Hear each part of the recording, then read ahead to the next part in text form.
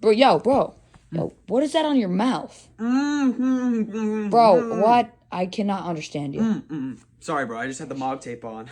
Mog tape? What is Yeah, Mog this tape? is Mog tape. It's actually supposed to help with your jawline. Wait, that little piece of tape helps your jawline? Yeah, bro. Like, studies have shown that if you breathe through your mouth, that actually changes the shape of your face. Let me just show you a picture right here. Okay. Just look. Look at the difference between a mouth breather and a nose breather. Oh, wow. She has, like, Yeah. no jawline. Exactly, bro. That's why I use this every single night. It's because it's supposed to change the shape of your face.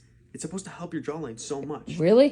Dude, where did you get that from? I got it from the TikTok shop. Really? The TikTok shop? Yeah. For how much? $10, and it comes in a 30 pack, so it lasts you the whole month. Dude, only $10 for a better jawline? Yes, bro. Dude, that's crazy. Can you please send me the link? Yeah, I'll send a link later. Just get out of here. All right, yeah.